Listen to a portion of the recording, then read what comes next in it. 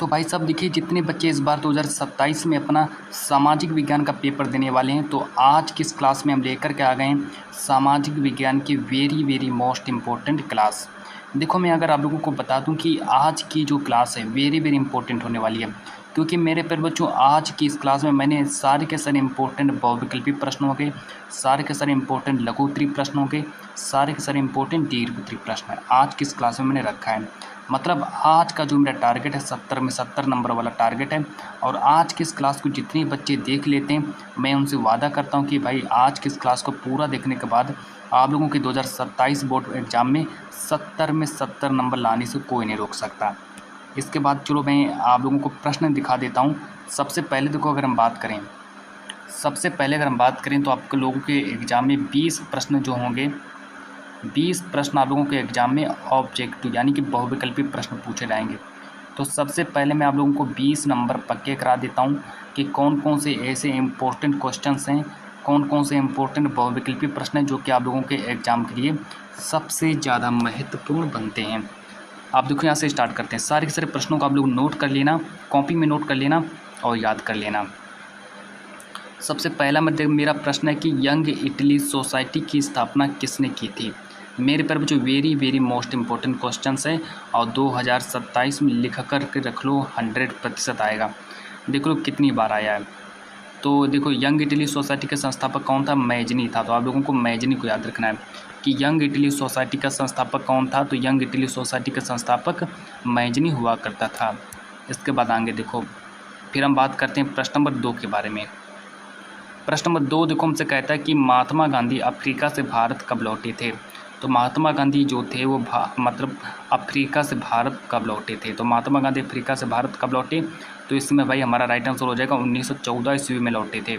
तो महात्मा गांधी जो थे अफ्रीका से भारत वापस लौटे 1914 ईस्वी में। आगे देखो, प्रश्न नंबर 3 देखो क्या कहता है। प्रश्न नंबर 3 कहता है कि असहयोग आंदोलन का मुख्य कारण क्या था। तो भाई बता दीजिए, असहयोग आंदोलन का मुख्य कारण क्या था। तो इसका राइट आंसर हो जाएगा रॉलेट एक्ट। रॉलेट एक्ट को नोट कर लेना भाई, इसका बी ऑप्शन सही हो जाएगा। असहयोग आंदोलन का मुख्य कारण रॉलेट एक्ट था। इसके बाद आगे देखो, प्रश्न नंबर 4। प्रश्न नंबर 4 देखो क्या कहता है कि प्रश्न नंबर 4 कहता है कि हिंद स्वराज पुस्तक के लेखक कौन है। कि हिंद स्वराज पुस्तक के लेखक कौन है भाई, बता दीजिए भाई। प्रश्न नंबर 4 का राइट आंसर क्या हो जाएगा। तो हिंद स्वराज पुस्तक के लेखक हो जाएंगे महात्मा गांधी। तो महात्मा गांधी जो है ये हिंद स्वराज पुस्तक के लेखक हो जाएंगे। इसके बाद चलो आगे बात करते हैं। प्रश्न नंबर जो मेरा 5 है, प्रश्न नंबर 5 कहता है कि महामंदी का प्रारंभ किस वर्ष हुआ था। तो भाई बता दीजिए, महामंदी का प्रारंभ किस वर्ष हुआ था। ये देखो, 14, 15, 17, 19, 22 में आया था प्रश्न। तो इसका राइट आंसर हो जाएगा महामंदी का प्रारंभ 1929 ईस्वी में हुआ था। तो भाई इसका राइट आंसर हो जाएगा 1929। तो महामंदी का प्रारंभ 1929 ईस्वी में हुआ था। अब आगे देखो, बात करते हैं प्रश्न नंबर जो मेरा अगला है, प्रश्न नंबर 6। प्रश्न नंबर 6 देखो, यहाँ पर कहता है कि पंजाब में भूमि निम्नीकरण का मुख्य कारण क्या है। तो भाई देखो, हमसे पूछा गया है कि पंजाब जो है मेरा, पंजाब में भूमि निम्नीकरण का मुख्य कारण क्या है। तो इसका राइट आंसर हो जाएगा अत्यधिक सिंचाई। तो पंजाब में भूमि निम्नीकरण का मुख्य कारण अत्यधिक सिंचाई हो जाएगा। प्रश्न नंबर 7 देखो, कहता है कि सुंदरवन राष्ट्रीय पार्क किस राज्य में स्थित है। तो सुंदरवन राष्ट्रीय पार्क जो है भाई किस राज्य में स्थित है, ये हमसे पूछा गया है। देखो, 2015 में आया, फिर 2018 में आया, फिर 2023 में, फिर 2024 में आया। तो सुंदरवन राष्ट्रीय पार्क जो है बता दीजिए किस राज्य में स्थित है। तो सुंदरवन राष्ट्रीय पार्क जो है पश्चिम बंगाल में स्थित है। इसका ई ऑप्शन सही हो जाएगा। तो सुंदरवन राष्ट्रीय पार्क पश्चिम बंगाल में स्थित है। इसके बाद अगर हम और आगे बात करें प्रश्न नंबर 8 के बारे में, तो प्रश्न नंबर 8 हमसे कहता है कि निम्नलिखित में से कौन सी एक फलीदार फसल है। तो भाई बताइए, इसमें से कौन सी ऐसी फसल है जो कि फलीदार फसल है। ए ऑप्शन दिया मोटे अनाज, बी ऑप्शन दिया चावल, दालें और ज्वार। लेकिन हमसे पूछा गया कि इसमें से एक फलीदार फसल कौन सी है। तो दालें जो हो जाती हैं, ये दाल जो होती है, दाल मेरी फलीदार फसल है। और प्रश्न नंबर 9 दिया है कि झरिया जो है झारखंड किसके लिए प्रसिद्ध है। तो झरिया झारखंड जो है ये मेरा कोयले के लिए प्रसिद्ध है। तो मेरे बच्चों आप लोगों को याद रखना है, झरिया झारखंड जो है ये मेरा कोयले के लिए प्रसिद्ध है। तो आप लोगों को याद रखना, कोयले के लिए प्रसिद्ध हो जाएगा। इसके बाद आगे देखो, बात करते हैं प्रश्न नंबर जो मेरा अगला है, प्रश्न नंबर 10। प्रश्न नंबर 10 देखो क्या कहता है। प्रश्न नंबर 10 कहता है कि सलाल बांध जो है किस नदी पर बना है। सलाल बांध जो है किस नदी पर बना है? तो प्यारे बच्चों इसका राइट आंसर हो जाएगा सलाल बांध जो है चिनाब नदी पर बना है। सलाल बांध जो है चिनाब नदी पर बना है, तो आप लोगों को याद रखना है सलाल बांध चिनाब नदी पर बना है। प्रश्न नंबर 11 देखो हमसे कहता है कि भारत के संविधान के अनुसार भारत कैसा राष्ट्र है? भारत के संविधान के अनुसार भारत कैसा राष्ट्र है? तो भाई बताइए भारत कैसा राष्ट्र है ना? तो सभी बच्चे मुझे कमेंट करके बताएंगे प्रश्न नंबर 11 का राइट आंसर क्या होगा, है ना? तो प्रश्न नंबर 11 का राइट आंसर क्या होगा, सभी बच्चे कमेंट करके बताएंगे। और प्रश्न नंबर 12 देखो क्या कहता है। प्रश्न नंबर 12 कहता है कि भारत के संविधान को 8वीं अनुसूची में कितनी भाषाओं को मान्यता दी गई है? तो भारत की जो 8वीं अनुसूची है, भारत की जो 8वीं अनुसूची है, भारत की 8वीं अनुसूची में कितनी भाषाओं को जोड़ा गया है, ये हमसे पूछा गया है। तो भाई इसका राइट आंसर हो जाएगा 22 भाषाओं को जोड़ा गया है। 22 भाषाओं को जोड़ा गया है, तो आप लोगों को 22 भाषाएं याद रखनी है। इसके बाद आगे देखो प्रश्न नंबर जो मेरा अगला है प्रश्न नंबर 13। प्रश्न नंबर 13 कहता है कि निम्नलिखित में से कौन सा विषय समवर्ती सूची में शामिल है? तो हमसे पूछा गया कि ऐसा कौन सा विषय जो कि समवर्ती सूची में शामिल है? तो भाई मेरा राइट आंसर हो जाएगा शिक्षा। शिक्षा जो है मेरा समवर्ती सूची में शामिल हो जाएगा, तो शिक्षा को याद रखेंगे, है ना? हमसे पूछा गया कि कौन सा ऐसा विषय है जो कि समवर्ती सूची में शामिल है, तो शिक्षा को समवर्ती सूची में शामिल किया गया है। इसके बाद आगे देखो प्रश्न नंबर 14। प्रश्न नंबर 14 देखो यहाँ पर कहता है कि भारत में पंचायती राज की स्थापना कब हुई थी? प्रश्न नंबर 14 कहता है कि भारत में पंचायती राज की स्थापना कब हुई थी? तो इसका राइट आंसर हो जाएगा 1992। तो 1992 ईस्वी में भारत में पंचायती राज की स्थापना हुई थी। और प्रश्न नंबर 15 कहता है कि किसी दल को राष्ट्रीय दल की मान्यता कौन देता है? जो दल होता है, किसी भी दल को राष्ट्रीय दल की मान्यता कौन देता है, ये हमसे पूछा गया। तो जो मेरा जो चुनाव आयोग जो होता है, चुनाव आयोग जो होता है, ये किसी भी दल को राष्ट्रीय दल की मान्यता दे देता है। इसके बाद आगे देखो प्रश्न नंबर जो मेरा अगला है प्रश्न नंबर 16। प्रश्न नंबर 16 को देखेंगे कि किसी देश का विकास किस आधार पर निर्धारित किया जा सकता है? मतलब कि उसका विकास हो रहा है, तो हम किस आधार पर निर्धारित कर सकते हैं कि हाँ किसी देश का विकास किस आधार पर निर्धारित किया जा सकता है? ए ऑप्शन दिया औसत साक्षरता दर, बी ऑप्शन दिया प्रति व्यक्ति आय, सी ऑप्शन दिया लोगों की स्वास्थ्य स्थिति, और डी ऑप्शन दिया उपयुक्त सभी। ये मेरे को दिया है। तो प्रश्न नंबर 16 का जो राइट आंसर हो जाएगा उपयुक्त सभी मेरा राइट आंसर हो जाएगा। प्रश्न नंबर 16 का डी ऑप्शन सही करेंगे। अच्छा आगे देखो फिर मैं बात करता हूँ प्रश्न नंबर 17 के बारे में। प्रश्न नंबर 17 कहता है कि भारत में सबसे अधिक रोजगार देने वाला क्षेत्र कौन सा है? तो उसका नाम बताइए। भारत में सबसे अधिक रोजगार देने वाला क्षेत्र कौन सा है? तो इसका राइट आंसर हो जाएगा प्राथमिक क्षेत्र। प्राथमिक क्षेत्र जो होता है भारत में सबसे ज़्यादा रोजगार देता है। तो आप लोगों को यहाँ पर अब प्रश्न नंबर 17 का ए ऑप्शन याद रखना है। चलो अच्छा आगे देखो फिर मैं आगे ले चलता हूँ आप लोगों को प्रश्न नंबर 18 की ओर। प्रश्न नंबर 18 कहते हैं कि भारत में करेंसी नोट जारी करने का अधिकार किसको है? तो भारत में करेंसी नोट कौन जारी करता है, ये बताना है। तो इसका राइट आंसर हो जाएगा सी ऑप्शन सही करेंगे, reserve bank of India. Reserve bank of India जो ये भारत में करेंसी नोट जारी करता है। और प्रश्न नंबर 19 कहता है कि विश्व व्यापार संगठन का मुख्यालय कहाँ पर स्थित है? विश्व व्यापार संगठन का जो मुख्यालय ये हमारे जिनेवा में स्थित है। तो आप लोगों को डी ऑप्शन याद रखना है। प्यारे बच्चों हमारा डी ऑप्शन सही हो जाएगा कि विश्व व्यापार संगठन का मुख्यालय जिनेवा में स्थित है। इसके बाद आगे देखो प्रश्न नंबर जो मेरा 20 है। प्रश्न नंबर 20 देखो क्या कहता है। प्रश्न नंबर 20 कहता है कि भारत में उपभोक्ता संरक्षण अधिनियम कब लागू किया गया? प्रश्न नंबर 20 कहता है कि भारत में उपभोक्ता संरक्षण अधिनियम कब लागू किया गया? तो याद रखेंगे मेरे पर जो 1986 ईस्वी में लागू किया गया था, है ना। तो ये देखिए मैंने आप लोगों को 20 ऑब्जेक्टिव प्रश्न बताए। 20 ऑब्जेक्टिव प्रश्न मैंने आप लोगों को बताया जो कि आप लोगों के कंप्लीट हो गए, यानी कि 20 नंबर आप लोगों के क्लियर हो गए। 20 नंबर आप लोगों के क्लियर हो गए। अब आगे देखो यहाँ से आप लोगों का बनता है लघु उत्तरीय प्रश्न, है। तो भाई 4 प्रश्न पूछे जाएंगे। देखो लघु उत्तरीय प्रश्न के 4 प्रश्न होंगे, यानी कि 16 नंबर का आप लोगों का लघु उत्तरीय प्रश्न भी पूछा जाएगा। कम से कम 16 नंबर, है ना। 4 प्रश्न होंगे, लघु उत्तरीय प्रश्न के 4 क्वेश्चन आएंगे। और वो चारों के चारों प्रश्न मैं आप लोगों को बता देता हूँ कि कौन कौन से प्रश्न आप लोगों के एग्जाम में बनने वाले हैं।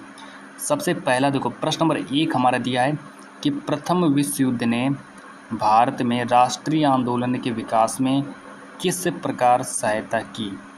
फिर से एक बार प्रश्न को पढ़ेंगे कि प्रथम विश्व युद्ध ने भारत में राष्ट्रीय आंदोलन के विकास में किस प्रकार सहायता की थी। तो यहाँ पर डालेंगे उत्तर में लिखेंगे कि प्रथम विश्व युद्ध 1914 से 1918 ने भारत में एक नई आर्थिक और राजनीतिक स्थिति पैदा कर दी, जिसने राष्ट्रीय आंदोलन को गति दी, है ना।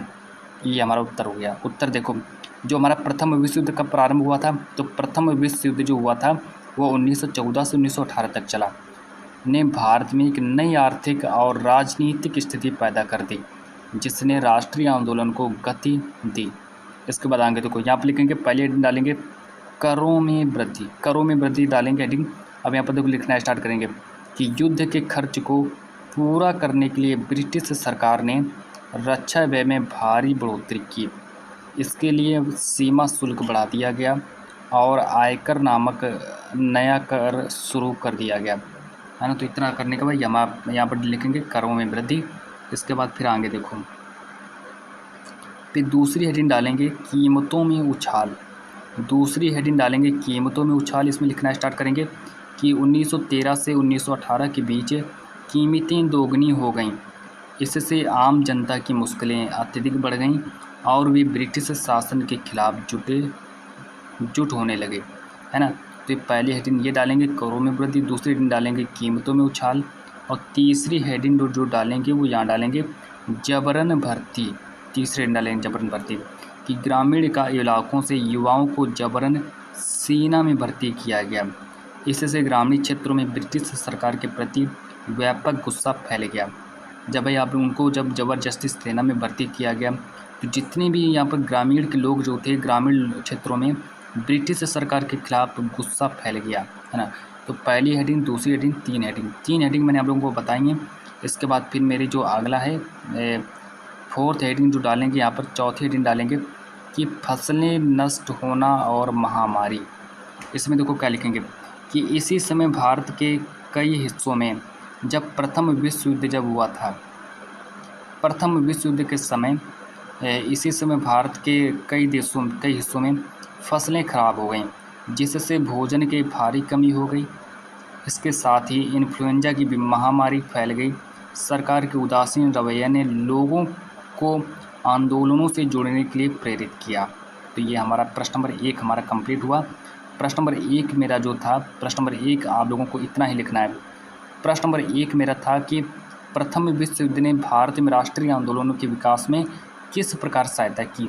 तो प्रश्न नंबर 1 मैंने आप लोगों को कंप्लीट करा दिया है। अब चलो आगे देखो, बात करते हैं प्रश्न नंबर 2 के बारे में। प्रश्न नंबर 2 देखो क्या कहता है। प्रश्न नंबर 2 कहता है कि पहाड़ी क्षेत्रों में मृदा अपरदन की रोकथाम के लिए क्या क्या कदम उठाए जाने चाहिए। जो पहाड़ी क्षेत्र हैं, पहाड़ी क्षेत्र में अगर हमको मृदा अपरदन को रोकना है, तो मृदा अपरदन को रोकने के लिए क्या क्या कदम हमको उठाने चाहिए, ये हमको लिखना है। तो उत्तर डालेंगे कि पहाड़ी क्षेत्रों में तीव्र ढाल के कारण मिट्टी का कटाव तेजी से होता है। इसे रोकने के लिए मुख्य उपाय निम्नलिखित हैं। पहला उपाय है समुच्चय जुताई, जिसको हम काउंटर प्लाउइंग कहते हैं। पहाड़ी ढालों पर जल बहाव की गति को कम करने के लिए ढाल के समानांतर हल चलाने को समुच्चय जुताई कहते हैं। यह पानी के सीधे बहाव को रोकता है ना। तो ये हमारे पहले डालेंगे समुच्चय जुताई हो गया। और इसके बाद फिर हम अगली हेडिंग डालेंगे यहाँ पर सोपान कृषि। देखो, सोपान कृषि या पट्टीदार खेती, है ना। इसमें तो लिखना स्टार्ट करेंगे कि ढाल वाली भूमि पर सीढ़ियाँ बनाकर खेती करने से पानी का तेज बहाव रुकता है। यह तरीका पश्चिमी और मध्य हिमालय में मृदा अपरदन को रोकने में बहुत प्रभावी है। तो पहली हेडिंग, दूसरी हेडिंग, 2 हेडिंग मैंने आप लोगों को बता दी हैं। और फिर इसके बाद आगे देखो बात करेंगे, आगे नेक्स्ट हेडिंग डालेंगे पट्टी कृषि। नेक्स्ट हेडिंग डालेंगे पट्टी कृषि। पट्टी कृषि में लिखना स्टार्ट करेंगे कि बड़ी फसलों के बीच में घास की पट्टियाँ उगाई जाती हैं। जितनी भी बड़ी फसलें होती हैं, बड़ी फसलों के बीच में जो घास की पट्टियाँ उगाई जाती हैं, ये पट्टियाँ हवा और पानी के वेग से मिट्टी के कटाव को कमज़ोर करती हैं। और अगले हेडिंग डालेंगे रक्षक मेखला। रक्षक मेखला में स्टार्ट करेंगे लिखना कि पहाड़ी और शुष्क ढालों पर कतार में पेड़ लगाए जाते हैं। पेड़ों की यह कतार पवन की गति को कम करती है और मिट्टी की ऊपरी परत को बहाने या उड़ने से बचाती है। तो मेरे पर बच्चों ये था मेरा प्रश्न नंबर 2, है ना। तो प्रश्न नंबर 2 भी मैंने आप लोगों को कंप्लीट करा दिया। अब प्रश्न नंबर 3 के बारे में बात करते हैं। प्रश्न नंबर 3 देखो क्या कहता है। प्रश्न नंबर 3 कहता है कि आधुनिक लोकतंत्र में सत्ता की साझेदारी क्यों आवश्यक है? इसके कोई 4 कारण स्पष्ट करिए। 4 कारण में बताइए कि आधुनिक लोकतंत्र में सत्ता की साझेदारी क्यों आवश्यक है, कोई 4 कारण स्पष्ट कर दीजिए। उत्तर डालेंगे कि सत्ता की साझेदारी लोकतंत्र की आत्मा है, इसकी आवश्यक होने के मुख्य कारण निम्नलिखित हैं। तो सबसे पहले यहाँ पर लिखना स्टार्ट करेंगे। यहाँ पर देखो ऐसे लिखेंगे, पहली हेडिंग डालेंगे, फर्स्ट हेडिंग डालेंगे कि सामाजिक टकरावों में कमी, सामाजिक टकरावों में कमी। यहाँ पर लिखना स्टार्ट करेंगे कि सत्ता की साझेदारी विभिन्न सामाजिक जैसे समूह, जाति, धर्म, भाषा के बीच आपसी टकराव की संभावनाओं को कम करती है। इससे देश में शांति बनी रहती है।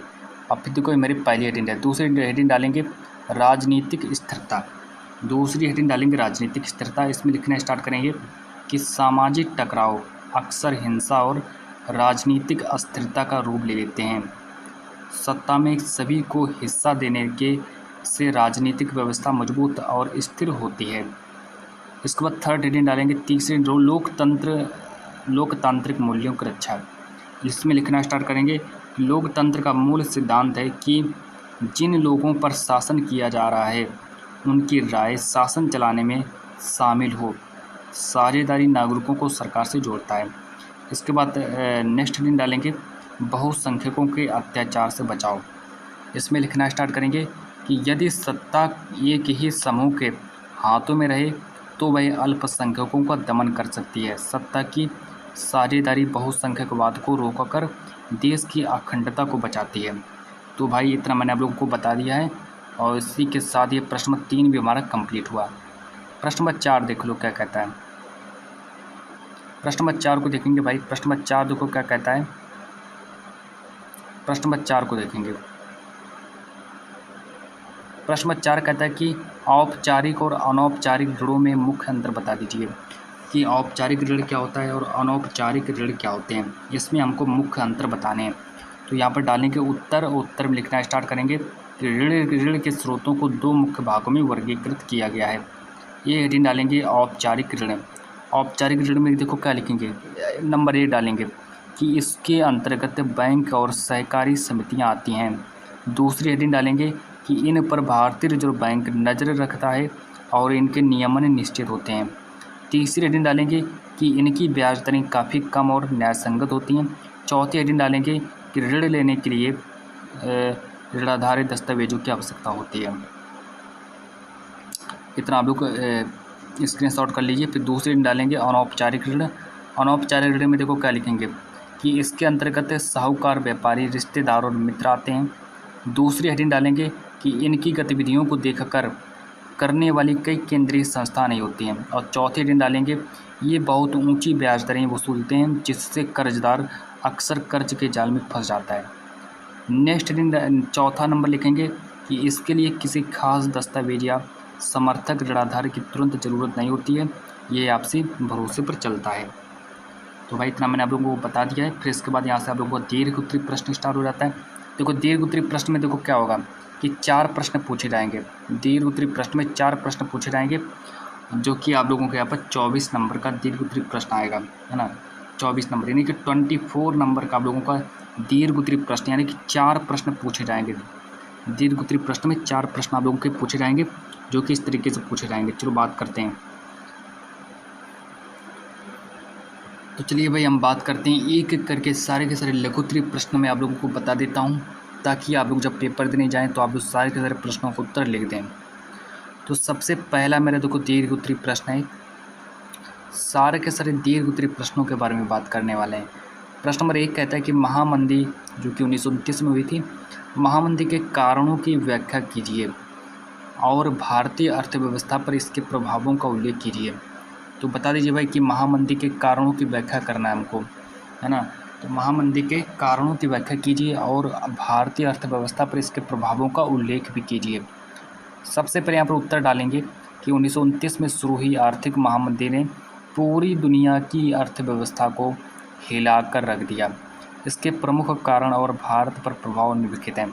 सबसे पहले हम बात करेंगे कि महामंदी के प्रमुख कारण, और महामंदी के प्रमुख कारण इस प्रकार हैं, है ना। तो महामंदी के प्रमुख कारण डालेंगे, फिर डालेंगे महामंदी के प्रमुख कारण इस प्रकार हैं। तो सबसे पहले तो यहाँ पर लिखेंगे पहला कारण है महामंदी का पहला कारण कि कृषि में अति उत्पादन। कृषि में अति उत्पादन यहाँ पर डालेंगे। देखो, प्रथम विश्व युद्ध के बाद कृषि उत्पादों का उत्पादन बहुत अधिक बढ़ गया, लेकिन खरीदार कम थे। इसके कारण फसलों की कीमतें गिर गईं और किसानों की आय कम हो गई। अपनी आय बढ़ाने के लिए किसानों ने और अधिक उत्पादन किया, जिससे बाजार में माल पट गया और कीमतें और नीचे गिर गईं, है ना। तो सबसे पहले हम बात करें तो पहली हेडिंग ही डालेंगे। पहली हेडिंग डालेंगे हम कृषि में अति उत्पादन। दूसरी हेडिंग डालेंगे अमेरिकी कर्जों में कमी। अमेरिकी कर्जों में कमी, इसमें लिखेंगे कि 1920 के दशक के मध्य में बहुत से देशों ने अमेरिका से कर्ज लेकर अपनी अर्थव्यवस्था चलाई थी। संकट का संकेत मिलते ही अमेरिकी उद्यमियों ने कर्ज देना बंद कर दिया, जिससे यूरोपीय और अन्य देशों के बैंक और कंपनियां दिवालिया हो गईं, है ना। तो ये हमारी दूसरी हेडिंग होगी, अमेरिकी कर्जों में कमी। इसके बाद फिर हम डालेंगे तीसरी हेडिंग। तीसरी हेडिंग डालेंगे शेयर बाजार का गिरना।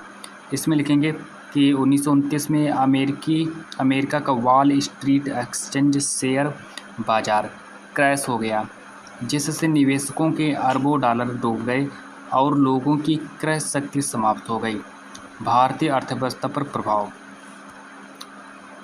अब इसके बाद डालेंगे व्यापार में गिरावट, है ना। देखो यहाँ पर अब हमारा ऐसे स्टार्ट हो जाता है भारतीय अर्थव्यवस्था पर प्रभाव। क्या क्या प्रभाव थे उसके, है ना। ये देखो हमारे प्रभाव, इसके सारे प्रभाव देख लीजिए, क्योंकि यहाँ पर हमसे प्रभाव पूछा गया था। ऊपर देखते हैं, यहाँ पर तो लिखा है कि इसके प्रभावों का उल्लेख कीजिए। इसके प्रभाव, अभी हमने कारणों के बारे में बात की थी। ये हमारे सारे कारण थे। ये जो हमारे ये कारण है, ये भी हमारा कारण है। ये कारण हो गया, ये कारण हो गया। इसके बाद फिर हमारा एक और कारण है जिससे शेयर बाजार का गिरना, ये भी कारण है। अब जो बात करेंगे हम प्रभावों के बारे में बात करेंगे, इसके क्या क्या प्रभाव हुए। तो प्रभाव देख लीजिए। सबसे पहला मेरा प्रभाव है व्यापार में गिरावट। व्यापार में गिरावट 1928-1934 के बीच भारत का आयात निर्यात घटकर लगभग आधा रह गया। अंतर्राष्ट्रीय कीमतें गिरने से भारत में भी फसलों के दाम 50% तक गिर गए। तो पहला हमारा ये हो गया। दूसरा है कि किसानों की बहाली। कीमतों में भारी गिरावट के बावजूद ब्रिटिश सरकार ने लगान टैक्स में कोई छूट नहीं दी। किसान कर्ज के जाल में फंस गए और उन्हें अपनी ज़मीनें और जेवर बेचने पड़े, है ना। तो ये मेरा दूसरा है किसानों की बहाली। और तीसरा कारण है शहरी क्षेत्र अप्रभावित। इस मंदी का असर ग्रामीण भारत पर ज़्यादा था। शहरी जमींदारी और वेतनभोगी लोग सुरक्षित रहे, क्योंकि कीमतें गिरने से उनकी क्रय शक्ति बढ़ गई। इसी समय महात्मा गांधी ने सविनय अवज्ञा आंदोलन भी शुरू किया था। तो यहाँ से फिर हम ये हमारा प्रश्न नंबर 1 कंप्लीट हुआ। और प्रश्न नंबर 2 के बारे में बात करते हैं। प्रश्न नंबर 2 देखो, हमारे यहाँ पर कहता है कि मृदा अपरदन से क्या तात्पर्य है। भारत में मृदा अपरदन के प्रमुख कारणों और इसे रोकने के उपायों का वर्णन कर दीजिए भाई। सबसे पहले यहाँ पर डालेंगे उत्तर में लिखना स्टार्ट करेंगे कि मिट्टी के ऊपरी उपजाऊ आवरण का प्राकृतिक शक्तियों से, जैसे पानी, हवा हो गया, या मानवीय गतिविधियों द्वारा अपने स्थान से हटना, उसी को मृदा अपरदन कहते हैं, है ना। कि मृदा जो होती है पानी, हवा या मानवीय गतिविधियों द्वारा अपने स्थान से हटना, मृदा अपरदन उसी को कहते हैं। मृदा अपरदन के प्रमुख कारण देखो, तो मृदा अपरदन के प्रमुख कारण इस प्रकार हैं। जैसे कि पहला कारण है वनोन्मूलन, पेड़ों की कटाई। इसमें लिखेंगे कि मनुष्य अपनी ज़रूरतों के लिए जंगलों को तेज़ी से काट रहा है। पेड़ों की जड़ें मिट्टी को बांध कर रखती हैं, उनकी अनुपस्थिति में मिट्टी आसानी से बह जाती है। दूसरा कारण है ना। तो दूसरा कारण लिखेंगे अति पशुचारण। अति पशुचारण में लिखेंगे कि मवेशियों द्वारा अत्यधिक चराई से ज़मीन की घास और वनस्पति खत्म हो जाती है, जिससे मिट्टी ढीली हो जाती है और हवा पानी के साथ बह जाती है। हवा जो होती है पानी के साथ बह जाती है। इसके बाद आगे देखो, गलत कृषि तरीके। थर्ड हेडिंग डालेंगे गलत कृषि तरीके। इसमें लिखेंगे कि ढालू भूमि पर गलत तरीके से हल चलाने से नालियाँ बन जाती हैं, जिससे वर्षा का पानी तेज़ी से मिट्टी की ओर बहा ले जाता है, मिट्टी को बहा ले जाता है। प्राकृतिक कारक, प्राकृतिक कारक में लिखेंगे तेज़ हवाएं, विशेषकर मरुस्थलीय क्षेत्रों में, और मूसलाधार बारिश मिट्टी की ऊपरी परत को उड़ाकर ये बहा ले जाती हैं। ये तो हमारा था कारण। अब डालेंगे मृदा अपरदन के उपाय, मतलब हम मृदा अपरदन को कैसे बचा सकते हैं ताकि मृदा अपरदन ना हो। तो भाई देखो यहाँ पर पहले हेडिंग डालेंगे वृक्षारोपण, और वृक्षारोपण में लिखना स्टार्ट करेंगे कि खाली और ढालू ज़मीनों पर अधिक से अधिक पेड़ लगाए जाने चाहिए ताकि पेड़ की जड़ें मिट्टी को सुरक्षित रखें। दूसरी हेडिंग डालेंगे सीढ़ीदार कृषि। सीढ़ीदार कृषि में लिखना स्टार्ट करेंगे कि पहाड़ी और ढालू क्षेत्रों में सीढ़ीदार खेत बनाकर खेती करनी चाहिए, जिससे पानी का बहाव धीमा हो जाता है और अपरदन भी रुकता है।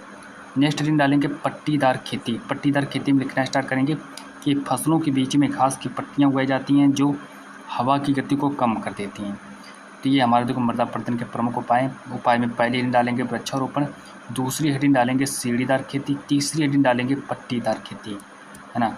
पट्टीदार खेती फिर इसके बाद हमारा अगला है कि बांध बनाना। बांध बनाना में देखो क्या है कि नदियों पर छोटे छोटे बांध या अवरोध बनाकर पानी के तेज बहाव को नियंत्रित किया जा सकता है।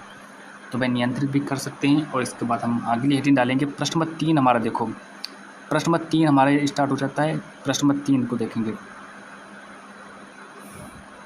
प्रश्न नंबर 3 देखो कहता है कि राजनीतिक दल से क्या तात्पर्य है, इनके प्रमुख कार्यों का वर्णन कीजिए। तो भाई बताइए राजनीतिक दल से क्या तात्पर्य है, इनके प्रमुख कार्यों का वर्णन कीजिए। पहली डालेंगे राजनीतिक दल का अर्थ। पहली ही हेडिंग डालेंगे राजनीतिक दल का अर्थ। इसमें लिखेंगे कि राजनीतिक दल लोगों के एक ऐसे संगठित समूहों को कहते हैं जो एक समान सिद्धांत और विचारधारा पर सहमत होते हैं, चुनाव लड़ते हैं और सरकार में राजनीतिक सत्ता हासिल करने का प्रयास करते हैं। दल के सदस्य समाज के सामूहिक हित को ध्यान में रखकर कुछ नीतियां और कार्यक्रम तय करते हैं। इतना सब कुछ करने के बाद यहाँ पर डालेंगे राजनीतिक दलों के प्रमुख कार्य। अब हेडिंग पढ़ेंगी मेरी क्या, राजनीतिक दलों के प्रमुख कार्य। यहाँ पर पहली हेडिंग डालेंगे चुनाव लड़ना, दूसरी हेडिंग डालेंगे नीतियाँ और कार्यक्रम बनाए रखना, सामने रखना, तीसरी हेडिंग डालेंगे कानून निर्माण में निर्णायक भूमिका, और चौथी हेडिंग डालेंगे सरकार बनाना और चलाना। तो अब चलिए देखो पहले लिखेंगे चुनाव लड़ना। चुनाव लड़ना में देखो क्या लिखेंगे कि अधिकांश लोकतांत्रिक देशों में राजनीतिक दल अपने उम्मीदवारों को चुनाव मैदानों में उतारते हैं। ये उम्मीदवार दल के नेताओं और कार्यकर्ताओं द्वारा चुने जाते हैं। दूसरी हेडिंग डालेंगे नीतियां और कार्यक्रम बनाए रखना, सामने रखना। राजनीतिक दल देश की समस्याओं को सुलझाने के लिए अपनी अलग अलग नीतियां और कार्यक्रम जनता के सामने रखते हैं। मतदाता अपनी पसंद के अनुसार दल का चुनाव करते हैं। जो मतदाता जो होते हैं अपनी पसंद के अनुसार फिर चुनाव को कर देते हैं। थर्ड हेडिंग डालेंगे कानून निर्माण में निर्णायक भूमिका। देश के लिए कानून बनाने में राजनीतिक दल मुख्य भूमिका निभाते हैं। संसद या विधानसभा में किसी भी कानून पर बहस होती है और उसके पास किया जाता है, जहाँ अधिकांश सदस्य किसी न किसी दल के निर्देश पर काम करते हैं। तो भाई इतना आप लोग स्क्रीनशॉट कर लीजिए। इसके बाद फिर मैं आगे देखो ले चलता हूँ। आगे फिर कहाँ तक पहुँच गए थे, हमने यहाँ पर 3 तक बात कर चुके थे, है ना। और चौथी हेडिंग डालेंगे सरकार बनाना और चलाना। चुनाव में बहुमत हासिल करने वाला दल सरकार बनाता है। चुनाव में जो भी बहुमत हासिल करने वाला जो दल जो होता है वही सरकार चलाता है। दल ही मंत्रियों का चुनाव करते हैं। जितने भी दल जो होते हैं वो सारे के सारे दल मंत्रियों का चुनाव करते हैं, उन्हें प्रशिक्षित करते हैं और फिर उन्हें देश चलाने के लिए सरकारी विभाग सौंपते हैं। नेक्स्ट हेडिंग डालेंगे कि विपक्ष की भूमिका निभाना। अगली हेडिंग डालेंगे विपक्ष की भूमिका निभाना। इसमें देखो क्या लिखेंगे कि चुनाव में हारने वाले दल विपक्ष की भूमिका निभाते हैं। वे सरकार की गलत नीतियों, कमियों और असफलताओं की आलोचना करते हैं तथा जनता की आवाज़ को संसद में उठाते हैं। फिर नेक्स्ट हेडिंग डालेंगे जनमत का निर्माण करना। इसमें डालेंगे कि राजनीतिक दल देश के बड़े मुद्दों को उठाते हैं और उन पर बहस करते हैं। उनके लाखों कार्यकर्ता पूरे देश में फैले होते हैं जो जनता को जागरूक करते हैं, जिससे किसी विषय पर देश का जनमत तैयार हो सके।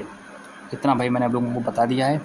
और यहाँ से आप लोगों के मैंने 3 प्रश्न बता दिए हैं। प्रश्न नंबर चौथा देखेंगे। प्रश्न नंबर चौथा देखो क्या कहता है। प्रश्न नंबर 4 कहता है कि भारतीय अर्थव्यवस्था के प्राथमिक, द्वितीयक और तृतीयक क्षेत्रों से क्या तात्पर्य है। उदाहरण सहित हमको बता समझा दीजिए भाई। उत्तर डालेंगे कि आर्थिक गतिविधियों के आधार पर भारतीय अर्थव्यवस्था को मुख्य 3 क्षेत्रों में विभाजित किया गया है।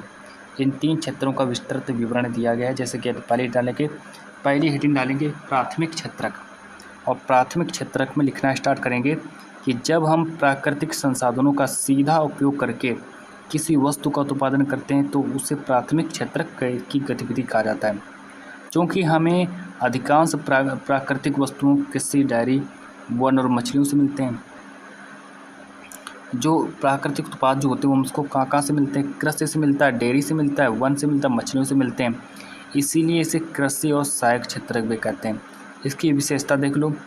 प्राथमिक क्षेत्र की विशेषता देखो, यह क्षेत्र प्राकृतिक रूप से मिलने वाली चीज़ों पर निर्भर होता है। उदाहरण डालेंगे खेती करना, पशुपालन करना, डेयरी करना, मत्स्य पालन और मछली पकड़ना, वनों से लकड़ी या जड़ी बूटियाँ इकट्ठा करना और खनन, कोयला खनिज निकालना, ये सब काम हमारे सब प्राकृतिक क्षेत्र में आते हैं। तो ये हमारा प्राकृतिक क्षेत्र समाप्त हुआ। अब दूसरी हेडिंग डालेंगे यहाँ पर हम द्वितीयक क्षेत्रक। जो हमारी दूसरी हेडिंग है द्वितीयक क्षेत्रक पड़ेगी। दूसरी हेडिंग द्वितीयक क्षेत्रक। इसमें लिखेंगे कि इस क्षेत्र के अंतर्गत प्राकृतिक उत्पादों को विनिर्माण या कारखानों के माध्यम से अन्य रूपों में बदला जाता है।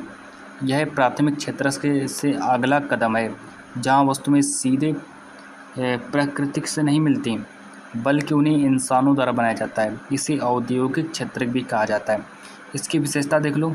इसकी विशेषता है कि इसमें कच्चे माल को अधिक मूल्यवान और उपयोगी पक्के माल में बदला जाता है। जो कच्चे माल जो होता है, कच्चे माल को अधिक मूल्यवान और उपयोगी पक्के माल में बदला जाता है। उदाहरण देखेंगे, कपास हो गया, कपास से कपड़े बनाना, गन्ने से चीनी और गुड़ तैयार करना, मिट्टी से ईंटें बनाना और ईंटों से घर इमारतें खड़ी करना। फिर थर्ड हेडिंग डालेंगे तृतीयक क्षेत्रक। यह क्षेत्रक स्वयं किसी वस्तु का उत्पादन नहीं करता बल्कि प्राथमिक और द्वितीयक क्षेत्रों के विकास और उत्पादन प्रक्रिया में मदद करता है। क्योंकि यह क्षेत्रक वस्तुओं के बजाय सेवाएं प्रदान करता है, इसलिए इसे सेवा क्षेत्रक भी कहते हैं। तो तृतीयक क्षेत्र को हम सेवा क्षेत्रक भी कहते हैं। इतना करने के बाद फिर इसकी विशेषता देखेंगे। इसकी विशेषता क्या है, तो यह आधुनिक अर्थव्यवस्था का सबसे तेज़ी से बढ़ता हुआ क्षेत्रक है जो देश के विकास की रीढ़ है। उदाहरण देख लो, परिवहन हो गया, भंडार हो गया, संचार, बैंकिंग और बीमा सेवाएं, शिक्षक, डॉक्टर, वकील और सॉफ्टवेयर इंजीनियर की सेवाएं। तो ये सब जो होते हैं हमारे, ये सब तृतीयक क्षेत्र में आते हैं। और यहाँ से आप लोगों की जो क्लास है समाप्त हो जाती है ना। ये मेरी सामाजिक विज्ञान का मैंने पूरा का पूरा आप लोगों को बता दिया है। सामाजिक विज्ञान का 70 नंबर पक्का एक ही क्लास में आप लोगों का समाप्त होता है। तो भाई चलिए आज की इस क्लास को मैं यहीं पे रखता हूँ। आप लोग पूरी की पूरी क्लास देख लीजिए, अपने 70 में 70 नंबर पक्के कर लीजिए।